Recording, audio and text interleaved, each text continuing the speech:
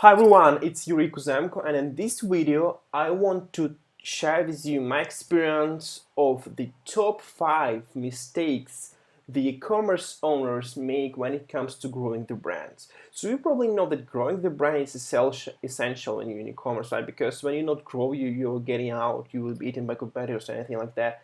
And basically today I want to share the most common things I observed by communicating with people or even experience them myself when it comes to e-commerce growth. So let's dive into it. And the first thing I'm gonna share with you is that a lot of people think that they should learn everything themselves. And as you see this guy on this meme, on this picture, right? He's trying to learn everything himself. And I'm not sure whether he's happy with that or not, and how many efforts he need to do it himself. But it's not an option. It's not really an option because a lot of successful people may tell you that being pioneer is expensive. You think you can learn anything yourself easy, but it usually requires time. It usually requires time to master one or another strategy, and it requires up to 2 years. And that time you can just go search for somebody who already mastered it and ask their help. Of course, they will charge you, you need to pay them money, but I mean, it will be much cheaper than you will do it with your energy, your time throughout your life, right? And at this slide, I just want to show you this guy called Ray Dalio. Ray Dalio is a guy who is co-founder and board member of the Bridgewater Association investment company, and this is the investment company that is successful in the market from the 80s or even more earlier. And Ray Dalio is a really great economist, really great entrepreneur. He's a billionaire, and if you don't know about him, some of presidents of the United States were consulting with him regarding economic questions, right? So he's a big guy. And he wrote his book, Principles, the principles he learned through his life, and he put everything in his book. Really great book. And he mentioned one important principle. If you're facing some challenge or thing you need to go through, search for who, not how. Because you will be searching how for a lifetime, but you can search for who in a few hours. And your problem is solved, okay? So that's basically it. So don't be a pioneer. Ask for help and don't make this big mistake, because I know personally that to master some vital skill for your brand might take a few years when you can ask for help having a few months, okay? And let's go to the next mistake. Mistake number 2 is outsource everything. And in this photo, you can see the guy outsourced Eminem for his presentation. He in the backstage with Eminem, and Eminem, reading the rap for him. So yeah, this guy's pretty cool. But you see the result, right? You see the result of this picture, and you might say, "Hey Yuri, what you just said that we need to, ask people for help, but now you say that mistake is out of everything," and this is right. And that's why I want to tell you about this. And the most important thing here, when it comes to to doing everything yourself and outsourcing everything, as keeping balance between orchestration and execution. So you'll need to be able to to orchestrate some tasks, but you also need to be able to have some task. And don't be the person who wants to be on the backstage of their business. I knew a few people who who really wanted to hire everybody, that this guy will produce the content, this will write the ads, this, I don't know, do everything. And this is not work that way, because you're the brand owner, you're the face of the brand, and your customer want to see you, the brand owner, not the people you hired, not the agency you hire, right? They want to see you. And you need to find this balance about the things you need to do yourself, and you can outsource, you can ask for help, right? And for instance, I can tell you exactly that when it comes to content creation, this is the great long-term strategy for really getting sales. Of course, it's a long term. You will not produce your results in a month, right? It might take years of your persistent work to have the sales, but I would not recommend you outsource the content. I know it from my experience and from experience a lot of people, that outsourcing the content might cost you a lot, because nobody owns the understanding of your idea, of your solution as you. And I would prefer you can sacrifice on the fanciness of your content. You don't need to hire a videographer for every YouTube video you're going to create, or you don't need to hire a copywriter to help you create every post on your blog or whatever. but instead you should do the content consistently and do it yourself. And of course, I mean, it requires time, but eventually when you start growing, you can outsource all the activities around the content. So all you need to do is just record a video, or let's say write a post and then send it to the people in your team who will help you to distribute, perform all of the editing and if needed and everything like that. But the content creation is really important for business. And there are a few things. For instance, when it comes to running the ads, I would say ask for help, because a lot of people getting frustrated with ads as starting they're doing them themselves, right? So we should clearly understand like where we should outsource and where we should do it ourselves. So please know it. Don't try to be backstage and don't try to do everything yourself, right? Because it might lead you to really big harm. Okay, so we're going to our third mistake, is blindly following what others doing. And this is very common, and even a lot of people don't understand that they're doing this. And I was in the same pitfall. I was in the same, my failure consists in the same, because I was thinking, okay, if this company doing that way, then we should do it that way. And this, why most people thinking that way? Because we probably, most of us came from academical background, from universities, where the academical, institutions tells us that if everyone doing it, this is right things to do, you should do it. But this is not usually that way, and in most cases not that way. And I can explain like this with that iceberg. So usually what do we see others doing is just the top of the iceberg, right? And what are they really doing is really huge thing. So, and for instance, if let's take a look, we want to run the ad campaign for our sportswear, right? So, and we saw that Nike, what they are doing, they are just posting some photos of their products, and they have really short descriptions. For instance, catch up our huge sales for these pants, click here, and then you can go to their sales page, their product page on their online store, where you can buy the product, and the product really don't have a lot of description, just product. And yeah, and we trying to do the same strategy. We're trying to build the same short ad, with the same really clear, product page in our store, and it doesn't bring us the profit, right? And why? Because we don't know the context under which Nike runs that.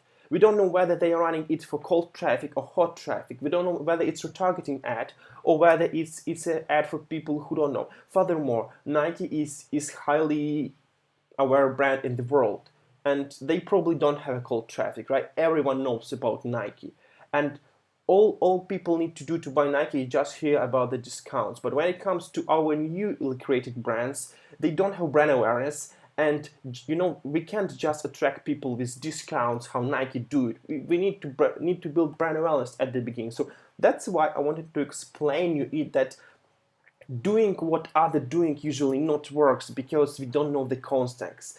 And the piece of the iceberg which under the water is the context. It's a huge context under which people doing some things. And this kind of top of the iceberg is just what we see they're doing. They're running this kind of ads, or they performing this kind of strategy. So be aware that usually we don't know what people are doing. We can't blindly follow what they're doing, okay? And we are going to our next mistake number 4, which is being obsessed with own beliefs. And you see that woman, everything else, thoughts and ideas, throwing into the trash. And yeah, and this is huge, and this is what I also been observing in my experience, in myself, and with a lot of people. And I mean, this is something, people strong beliefs like that. For instance, that like people should see your ad at least three times to build awareness for them enough to consider buying your product. This is a belief, right? Or the shorter ad copy, the better. And yeah, why the better? Because I found somewhere that some guy told that people have really small attention spots, and if we put a big amount of text in front of them, it will distract them. They didn't want to read all, and let's skip it, right? And these things, where did they came from? They came from some kind of theoretical assumption they read. They found some article. They found stuff like that. And this kind of theoretical belief really doesn't prove facts.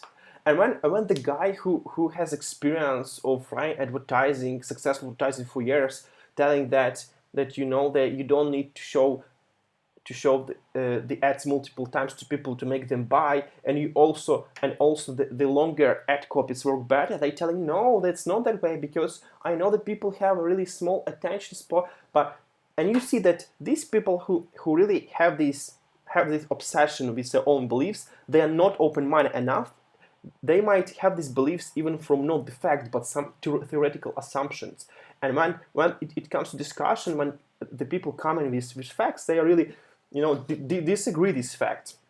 And this is not about, it is not about the theoretical. For instance, what I experienced myself, that that a lot of people are saying Facebook ads doesn't work, we're not getting results. Facebook ads, probably Facebook ads is not the good thing for our business, or something like that. And I'm asking why you think so, and they tell me because we were running ads and we burned a lot of money and it didn't work. So at this moment we can't tell that they came to this belief from theoretical assumption. It was kind of practical assumption, but it comes to the first mistake we're learning, DIY, being pioneer, right? So they tried themselves, didn't work, and they formulated belief that this don't work. They ran a few ads, right? Is it, is it a good experiment? I don't think so. We can't call it scientific experiment because we didn't have enough of input, enough of data, enough of transparency around this process to judge whether ads work or not. And for instance, when the guy comes to you who really grow a bunch of brands in your niche or in other niches with Facebook ads, and he asking you for help, but you're telling them that the ads doesn't work. So this is probably you should consider regarding your beliefs, and be open-minded in this moment. So the main takeaway from these mistake is the truth. What we really know 20% of everything, or even less. I'm not telling about everyone because I don't know you guys. I'm just telling how I observe it, right? And what do we think? We think we know most of stuff, right? We think we know the Facebook ads because we read the article, and articles show that we can run Facebook ads by a few clicks, right? We think we know everything about copywriting because we found this article, the guy wrote in this article. We know that Facebook ads doesn't work for our business because we tried it so far and it didn't work, right? But what we really know, all the things we think we know are not true. And I can't tell that we are lying all the time. This is more because we believe in wrong things, right? And this is huge for us to have a routine, to be open-minded enough, right?